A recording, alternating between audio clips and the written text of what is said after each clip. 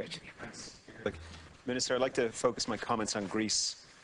It's clear that failures on both sides in this negotiation have led to the current situation where negotiations have been suspended and the Greek people are being faced really with an impossible take-it-or-leave-it option on Saturday.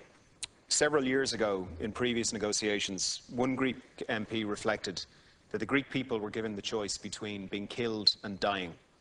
And it feels that several years on, that's the choice that they're being faced with again. Now, the Greeks haven't acted necessarily as well as they could in these negotiations, but it's difficult to see what choice they have. The conditions that are being demanded of Greece are so detailed that were they to start accepting them, in no meaningful way would they be running their own country. And if you look at the conditions, they stink of special interests.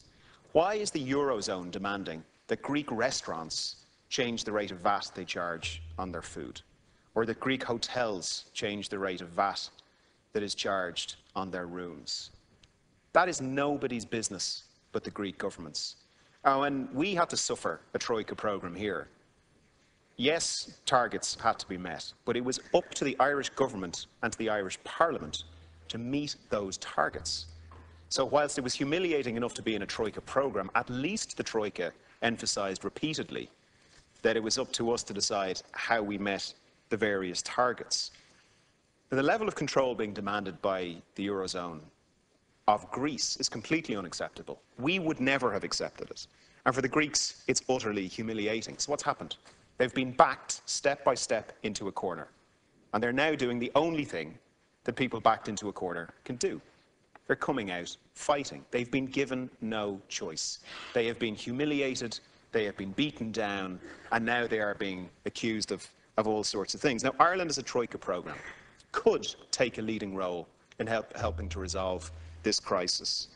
The loans can and should be extended, not with microeconomic conditionality, the sort of nonsense that's being demanded, but with institution building conditionality. So, for example, it seems to be the case that the Greek state has a problem collecting all of the revenues due to the state. Now, the Irish Revenue Commissioners is recognised as one of the most sophisticated on earth.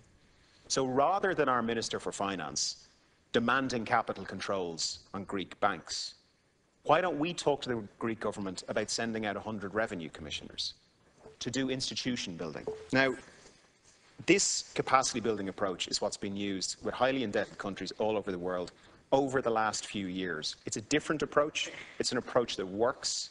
It's an approach that should be explored, and it's an approach that the Irish government could bring to the table as a different way forward. Thank you.